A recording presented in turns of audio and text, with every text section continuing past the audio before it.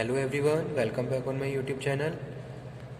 Student, आज के session में हम डिस्कस करेंगे determinants of personality. Important topic है, एक इंटरेस्टिंग टॉपिक है पर्सनैलिटी का, जो एग्ज़ाम के पॉइंट ऑफ व्यू से भी इम्पॉर्टेंट है। Okay, so let's begin. तो डिटर्मिनेंट्स ऑफ पर्सनैलिटी को स्टार्ट करने से पहले हम थोड़ा डिफाइन कर लेते हैं पर्सनैलिटी है क्या। So you have to understand before what is personality. Personality क्या है? Personality can be defined as those inner psychological characteristics that both determine and reflect how a person respond to his her environment. ठीक है, अब personality का जो concept है psychological factors पे depend है पूरा। ठीक है, कि भाई किस तरीके से आप अपने एनवायरमेंट के लिए रिस्पॉन्ड कर रहे हो। ओके, इससे पहले मैं बता दूं, जो पर्सनैलिटी का जो वर्ड है, पर्सनैलिटी है, वो लैटिन वर्ड से आया है। Latin word persona, persona. ठीक है, पर्सोना का मतलब क्या होता है? मास्क। ठीक है, जैसे कि लोग अगर हम एंशिएंट टाइम की बात करें तो लोग क्या करते थे, किसी एक पर्सनैलिटी को परफॉर्म करने के लिए वो अपने ऊपर मास्क लगा लेते थे। जैसे कि किसी ने कोई रामलीला हो रही है तो किसी ने राम का मास्क लगाया हुआ है। ठीक है, रावण का मास्क लगाया हुआ है। तो इस तरीके से पर्सनैलिटी का जो वर्ड है वो लैटिन वर्ड से आया है, पर्सोना, जिसका मतलब है मास्क। ठीक है, अब आप किस तरीके से अपने आप को रिफ्लेक्ट कर रहे हो दूसरों के सामने। ठीक है, तो वो क्या है? Personality. That's why we are saying personality can be defined as those inner psychological characteristics, यानी कि हमारे अंदर कुछ ऐसे साइकोलॉजिकल कैरेक्टरिस्टिक्स जिनकी हेल्प से या ट्रेड्स हम जो भी हमारे सामने जो एनवायरनमेंट है उसको रिस्पॉन्ड कर रहे हैं। ठीक है, उसको उसके बारे में कुछ रिएक्ट कर रहे हैं, रिस्पॉन्ड कर रहे हैं, तो वो क्या है? That is personality. तो पर्सनैलिटी का जो कॉन्सेप्ट है वो इनर साइकोलॉजिकल कैरेक्टरिस्टिक्स पे बेस करता है। ठीक है, जिसको हम डिटरमाइन कर रहे हैं और रिफ्लेक्ट कर रहे हैं in the front of the others about particular things, जिसके बारे में भी हम रिस्पॉन्ड दे रहे हैं। ठीक है, so that's why personality can be defined as those inner psychological characteristics that both determine and reflect how a person respond, एक आदमी कैसे रिस्पॉन्ड कर रहा है अपने एनवायरनमेंट को। ठीक है, जो कि उसकी साइकोलॉजिकल कैरेक्टरिस्टिक्स पे बेस्ड है। तो वो क्या है? पर्सनैलिटी है। पर्सनैलिटी डायनामिक है, गति की चेंज हो जाता है, चेंजिंग इन नेचर है, लेकिन इजीली चेंज नहीं होता, लेकिन चेंज हो सकता है। Personality is dynamic organisation within the individual and consist those psychological system that determine his unique adjustment to his environment। आप एनवायरनमेंट में जो भी एडजस्टमेंट कर रहे हो, जिस भी अपने कैरेक्टरिस्टिक्स के बेसिस पे एडजस्टमेंट कर रहे हो, वो आपकी, और जिस भी तरीके से आप रिस्पॉन्ड कर रहे हो वो आपकी पर्सनैलिटी है। ठीक है, तो थोड़ा मैं यहाँ पे लिख देता हूँ पर्सनैलिटी के बारे में। Personality can be defined as those inner psychological characteristics that both determine और reflect, हम उसको डिटरमाइन भी कर रहे हैं और रिफ्लेक्ट भी कर रहे हैं, how a person respond to his और हर एनवायरनमेंट।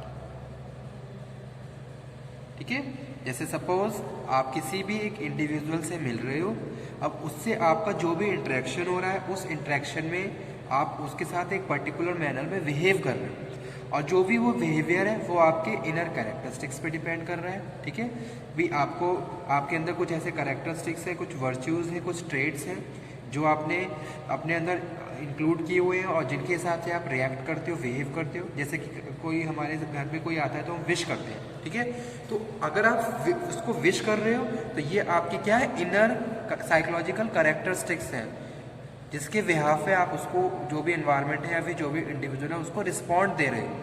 तो वही क्या है, वही पर्सनैलिटी है। ठीक है, अब डिटर्मिनेंट्स पे आ जाइए, कौन कौन से डिटर्मिनेंट्स होते हैं पर्सनैलिटी के, जो कि हमारा मेन टॉपिक है।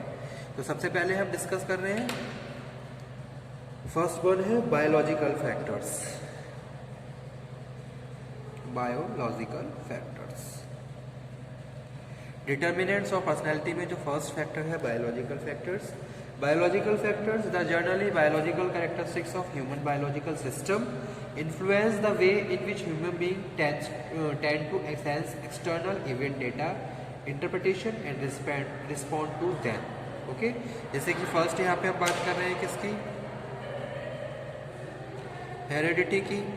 Means to say it is the transmission of qualities from ancestor to descendant through mechanism lying primarily in the chromosomes of the germ cells. यानी कि कुछ ऐसी चीज़ें जो आपके अंदर आपके बायोलॉजिकल फैक्टर्स के थ्रू आ गई हैं। ठीक है, और वो आप अपने बिहेवियर में इंक्लूड कर रहे हो और उनके हिसाब से रिस्पॉन्ड कर रहे हो, तो वो सारी क्या है, हेरिडिटी। जैसे कि आपने देखा होगा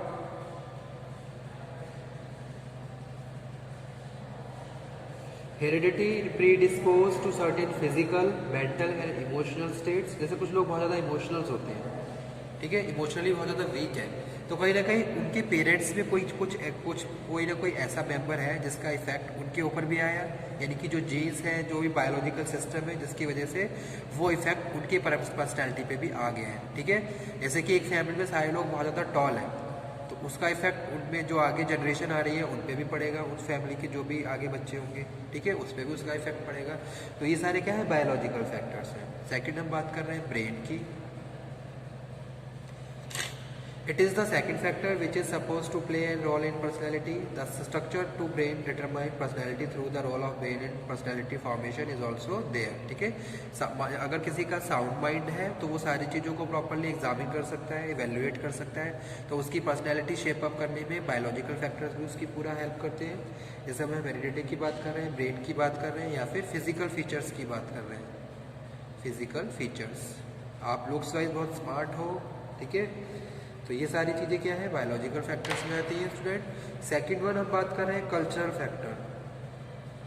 कल्चरल फैक्टर्स यानी कि कल्चरल फैक्टर्स भी क्या है, डिटर्मिनेंट्स हैं पर्सनालिटी में।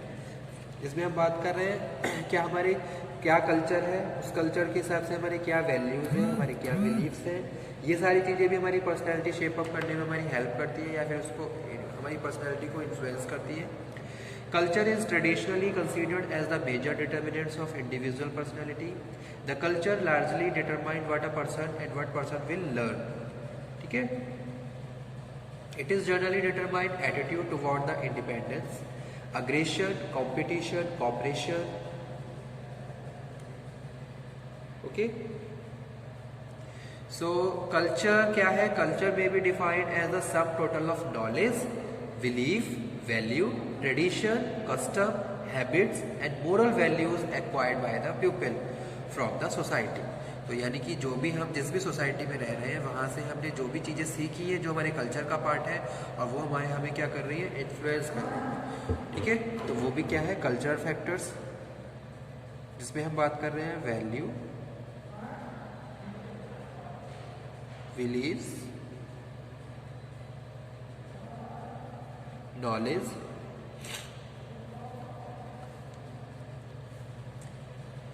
ट्रेडिशन।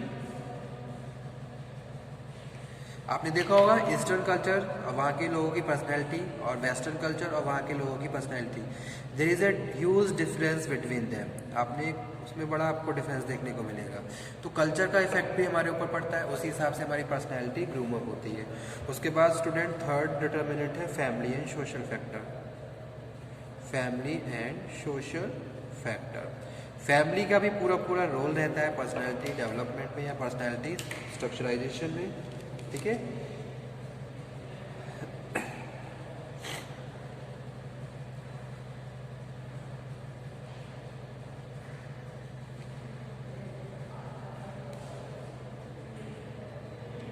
यहाँ पे हम बात कर रहे हैं फैमिली एंड सोशल ग्रुप्स की, यानी कि आप जिस भी सोशल ग्रुप का पार्ट हो उसका इफेक्ट आपके ऊपर पड़ता है।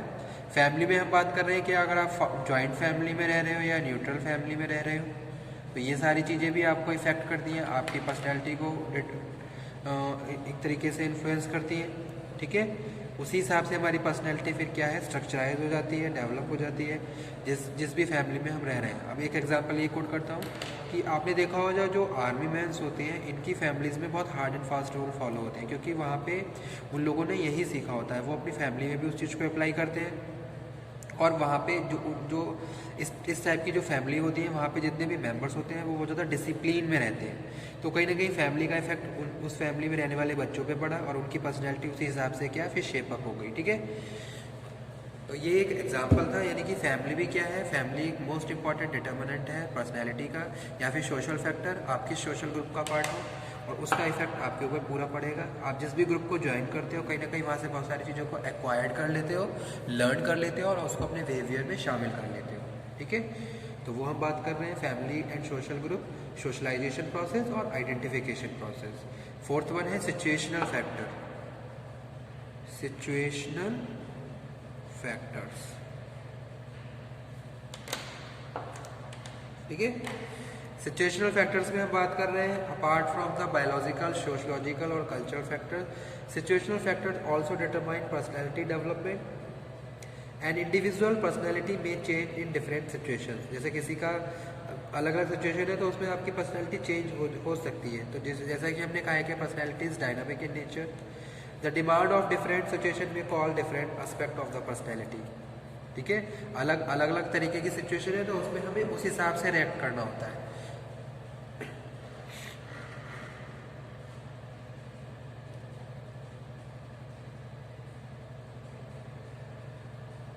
और लास्ट है 5th नंबर पे अदर। अदर में हम बात कर रहे हैं इंटरेस्ट,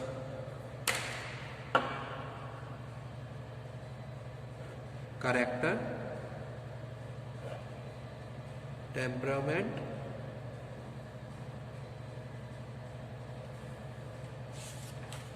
और मोटिव्स। आपका किस चीज़ में इंटरेस्ट है, आपका कितना टेम्पर कंट्रोल रहता है, आपका क्या कैरेक्टर है, ये सारी चीज़ें भी कहीं ना कहीं हमारी पर्सनैलिटी को इन्फ्लुएंस करती है।